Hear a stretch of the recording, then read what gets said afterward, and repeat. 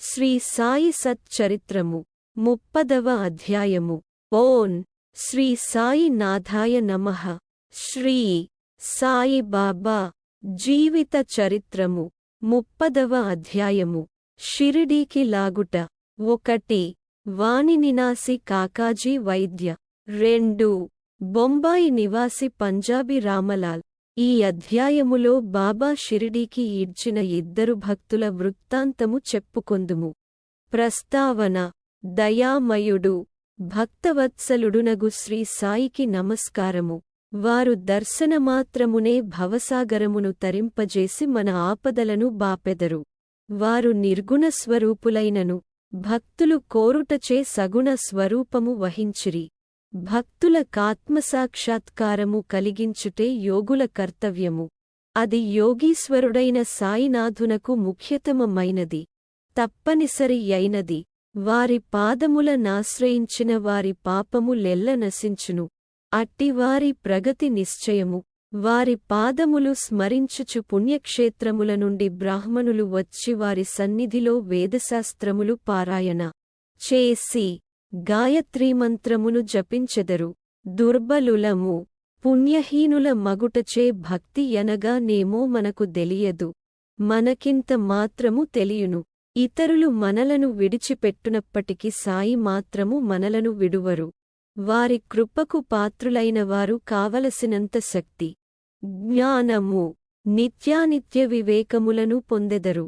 భక్తుల కోరికలను పూర్తిగా గ్రహించి సాయి వానిని నెరవేర్చును.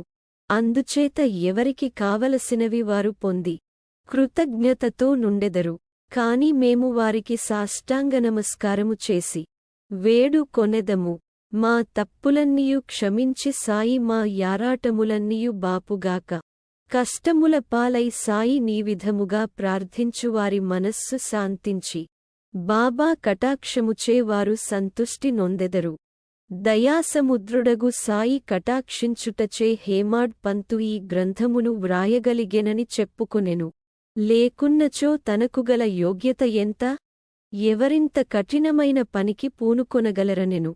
శ్రీ సాయి ఈ భారమంతయు వహించుటచే హేమాడ్ పంతుకు కష్టముగాని శ్రమగాని కానరాకుండెను.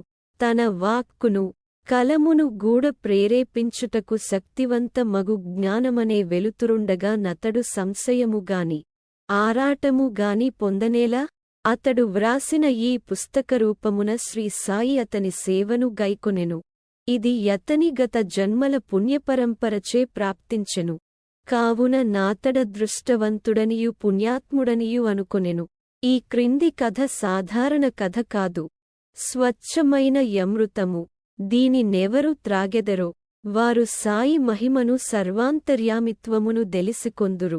వాదించువారు, విమర్శించువారు ఈ కథలను చదువనక్కరలేదు. దీనికి కావలసినది ఎంతులేని ప్రేమ, భక్తి, వివాదము కాదు. జ్ఞానులు, భక్తి విశ్వాసములు గలవారు లేదా యోగుల సేవకుల మనుకొనువారు ఈ కథల నిష్టపడి మెచ్చుకొనెదరు. తదితరులు కాకమ్మ కథలనుకొందురు. అదృష్టవంతులైన సాయి భక్తులు సాయి లీలలను కల్పతరువుగా భావించెదరు. ఈ సాయి లీలామృతమును త్రాగినచో అజ్ఞానులకు జన్మరాహిత్యము కలుగును, గృహస్థులకు సంతృప్తి కలుగును, ముముక్షువులకిది సాధనగా నుపకరించును. ఇక ఈ అధ్యాయములోని కథను ప్రారంభించెదము. కాకాజీ వైద్య. నాసిక్ జిల్లా వాణిలో కాకాజీ వైద్య యనువాడుండెను. అతడచటి సప్తశృంగి దేవతకు పూజారి. అతడనేక కష్టముల పాలై మనశ్శాంతిని పోగొట్టుకొని చంచలమనస్కుడయ్యెను. అట్టి పరిస్థితులలో ఒకనాటి సాయంకాలము దేవతాలయమునకు బోయి తనను ఆందోళన నుండి కాపాడుమని హృదయపూర్వకముగా వేడుకొనెను. అతని భక్తికి దేవత సంతసించి యానాటి రాత్రి యాతనికి స్వప్నమున గాన్పించి, బాబా వద్దకు పొమ్ము, నీ మనస్సు శాంతి వహించు ననెను. ఈ బాబా ఎవరో దేవినడిగి తెలిసికొనుటకు కాకాజీ యుత్సహించెను. కాని ఇంతలోనే అతనికి మెలకువ కలిగెను. ఈ బాబా ఎవరయ్యుండవచ్చునని అతడు యోచించెను. కొంతసేపు ఆలోచించిన పిమ్మట ఈ బాబా త్రాంబకేశ్వరుడు, శివుడు, కావచ్చునని అతడు పుణ్యస్థలమగు త్రాంబకము నాసిక్ జిల్లా వెళ్ళెను. అచ్చట 10 రోజులుండెను. అక్కడున్నంతకాలము వేకువజామున స్నానము చేసి రుద్రమును జపించుచు అభిషేకమును తదితర పూజలను గావించెను. అయినప్పటికి మునుపటివలెనే అశాంతమనస్కుడుగా నుండెను. పిమ్మట స్వగ్రామమునకు తిరిగివచ్చి దేవతను తిరిగి వేడుకొనెను. ఆ రాత్రి ఆమె స్వప్నములో గనిపించి ఇట్లనెను, అనవసరముగా త్రాంబకేశ్వరమెందుకు వెళ్ళినావు? బాబా యనగా షిరిడీ సాయిబాబా యని నా అభిప్రాయము. షిరిడీకి పోవుటెట్లు? ఎప్పుడు పోవలెను? బాబాను జూచుటెట్లు? అని కాకాజీ మనోవ్యాకులత పొందుచుండెను.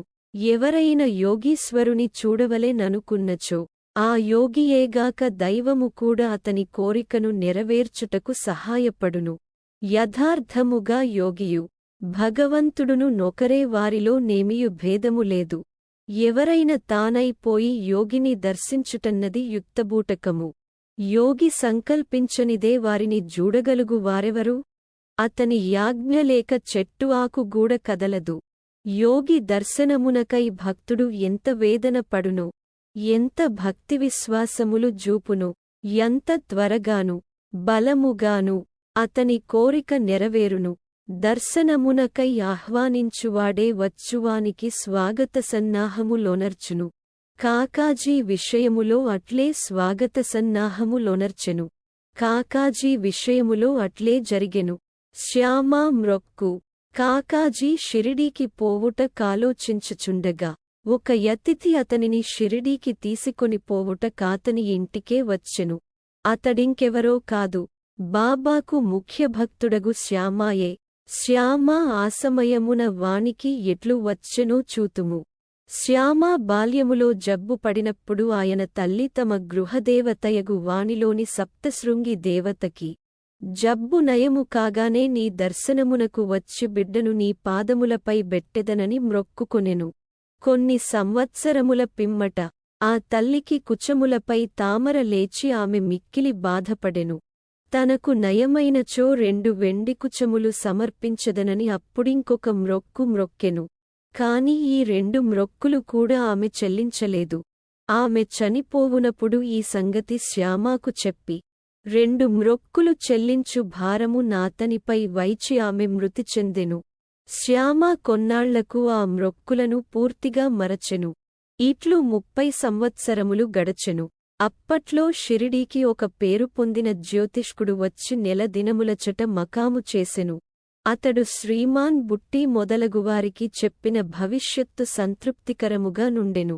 శ్యామా తమ్ముడు బాపాజీ జ్యోతిష పండితుని సంప్రదించగా అతడు తల్లి మ్రొక్కుకున్న మ్రొక్కులు చెల్లించక పోవుటచే వారికి కష్టములు సప్తశృంగిదేవత కలుగజేయుచున్నదనెను. బాపాజీ ఈ సంగతి శ్యామాకు తెలియపరచెను. అప్పుడు శ్యామాకు సర్వము జ్ఞప్తికి వచ్చెను. ఇంకను ఆలస్యము చేసినచో హానికరమని ఎంచి శ్యామా ఒక కంసాలిని బిలచి 2 వెండి కుచములను చేయించెను. మసీదుకు బోయి బాబా పాదములపై బడి 2 కుచముల నచటబెట్టి తన మ్రొక్కులను చెల్లజేయుమని బాబాయే తన సప్తశృంగి దేవత యగుటచే వాని నామోదించమని వేడెను. నీవు స్వయముగా బోయి సప్తశృంగి దేవతకు మ్రొక్కును చెల్లింపుమని బాబా నిర్బంధించెను. బాబా ఊదీని ఆశీర్వదమును పొంది శ్యామా వాణి పట్టణమునకు బయలుదేరెను. పూజారి ఇల్లు వెదకుచు తుదకు కాకాజీ ఇల్లు చేరెను. అప్పుడు కాకాజీ షిరిడీకి పోవలెనని గొప్ప కుతూహలముతో నుండెను. అట్టి సమయములో శ్యామా వారింటికి వెళ్ళెను. ఇది ఎంత ఆశ్చర్యకరమైన కలయికయో చూడుడు. మీరెవ్వరు? ఎచట నుండి వచ్చినా? రని కాకాజీ అడిగెను. నాది షిరిడీ. నేను సప్తశృంగి మ్రొక్కు చెల్లించుటకిక్కడకు వచ్చినా నని శ్యామా యనెను. షిరిడీ నుండి వచ్చెనని తెలియగానే శ్యామాను కాకజీ కౌగిలించుకొనెను. ప్రేమచే మైమరచెను.